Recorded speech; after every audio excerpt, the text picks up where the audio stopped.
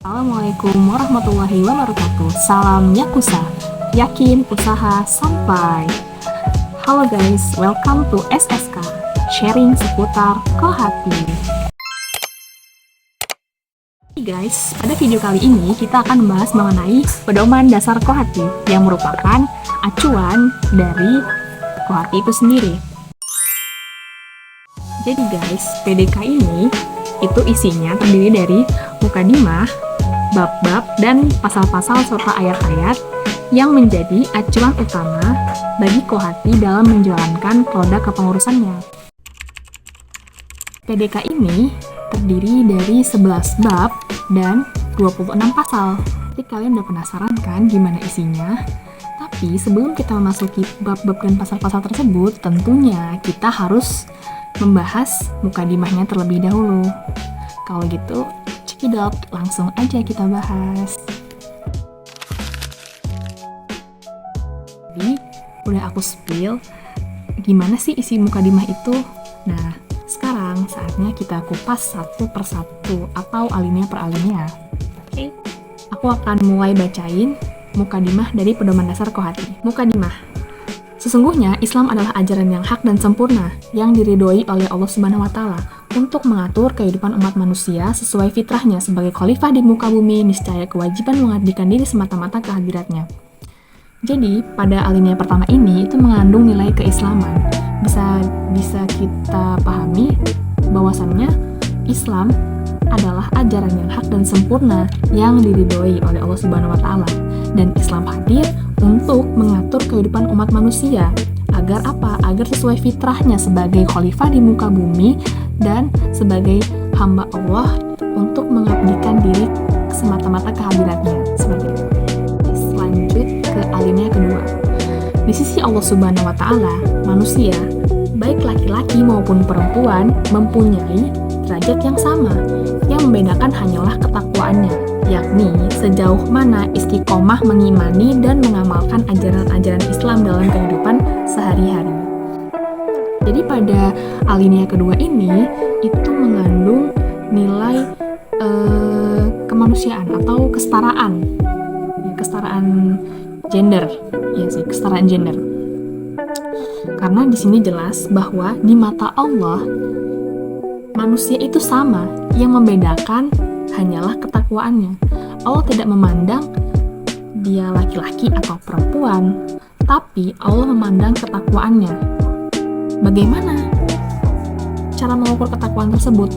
Yakni diukur dari sejauh mana istiqomah dalam mengimani dan mengamalkan ajaran-ajaran Islam dalam kehidupan sehari-hari. Seperti itu.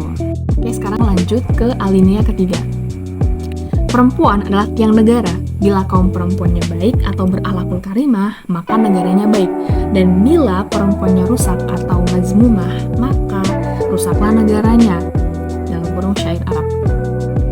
Jadi alinea ketiga ini dikutip dari syair Arab, yang mana sudah jelas mengandung nilai keperempuanan. Di sini perempuan itu sebagai tiang negara, artinya perempuan memiliki peran penting dalam suatu negara. Seperti yang telah disebutkan bahwa kalau perempuannya baik, negaranya pasti baik. Kalau perempuannya buruk, negaranya pasti buruk. Karena perempuan ini tuh sebagai laboratorium hidup atau sebagai madrasatul ula.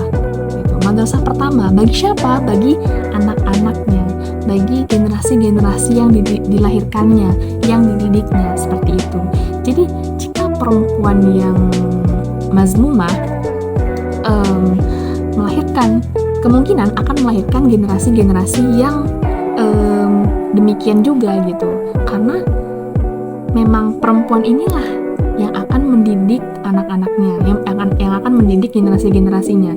Jadi kalau perempuan ini baik, perempuan ini berdaya, perempuan ini berakhlakul karimah, maka bisa dipastikan bahwa generasi-generasi yang dididiknya dan yang dibinanya insya Allah akan baik juga. Yang mana generasi-generasi itu nanti akan menjadi penerus bangsa gitu. Jadi itu tadi mengapa suatu negara itu perempuannya gitu. Oke guys, sekarang lanjut ke alinea keempat. Dalam rangka memaknai peran strategis tersebut, maka HM Iwati dituntut untuk menguasai ilmu agama, iptek, serta keterampilan yang tinggi dengan senantiasa menyadari fitrahnya. Nah, kalau dalam alinea keempat ini, itu mengandung nilai kekohatian, karena sudah jelas bahwa ini isinya itu HM Iwati dituntut untuk menguasai ilmu agama, iptek, serta keterampilan lainnya. Namun, tetap senantiasa menyadari fitrahnya sebagai perempuan dan muslim. Seperti itu. Untuk apa? Untuk apa HM Iwati dituntut menguasai iptek, ilmu agama, dan keterampilan lainnya gitu? Agar HM Iwati ini sebagai perempuan yang berdaya, sebagai perempuan yang memiliki value. Karena apa?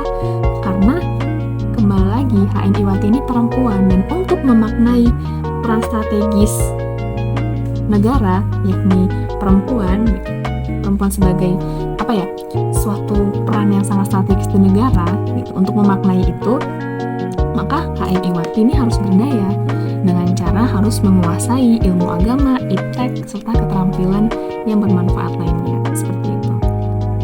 Oke, next, selanjutnya kita bahas alinea ke-5.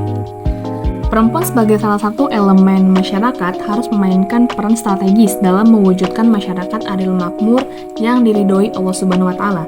Sebagai salah satu strategi perjuangan dalam mewujudkan mission HMI, diperlukan sebuah wadah yang menghimpun segenap potensi dalam wacana keperempuanan. Dalam rangka mencapai tujuan tersebut, HM Iwati membentuk Korps HM Iwati Kohati yang berpedoman pada anggaran dasar atau AD dan anggaran rumah tangga atau ART HMI. Jadi pada alinea kelima ini mengandung nilai keperempuanan lagi, lalu ke-HMI-an dan kekohatian.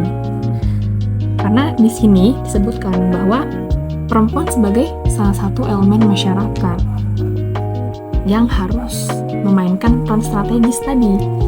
Untuk apa? Untuk mewujudkan masyarakat adil makmur yang diridhoi oleh Allah Subhanahu wa Ta'ala. Jadi perempuan sebagai salah satu elemen masyarakat itu harus memaksimalkan diri, harus berdaya. Agar apa?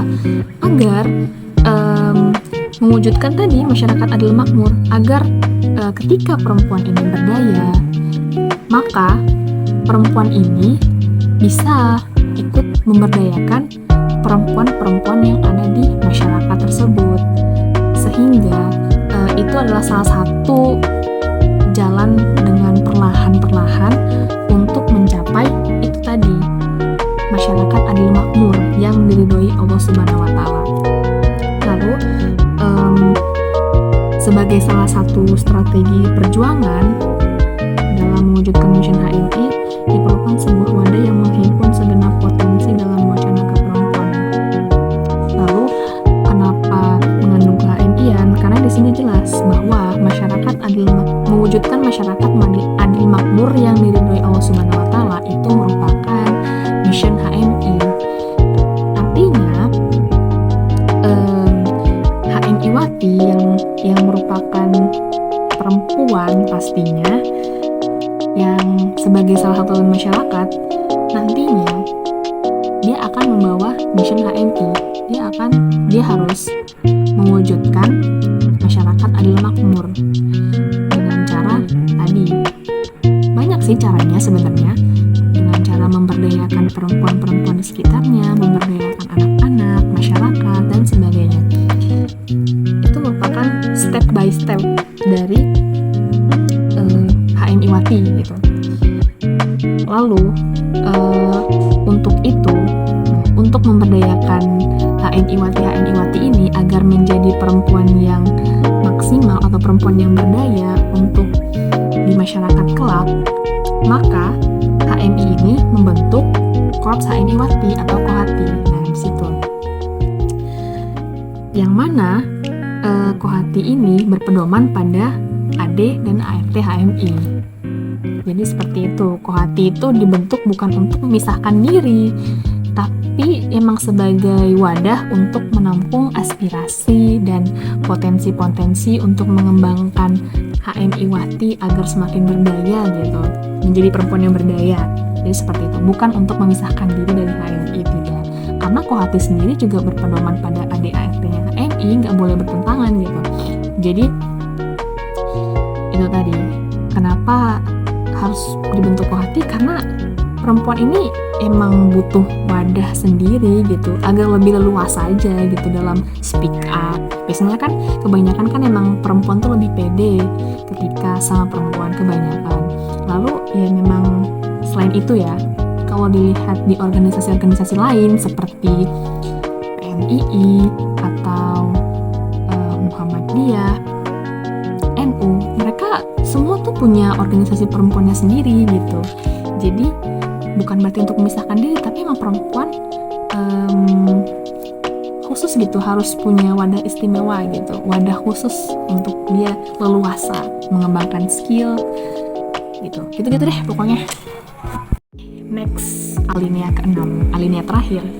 Untuk menjabarkan operasionalisasi Kohati tersebut, dibuat pedoman dasar Kohati sebagai berikut.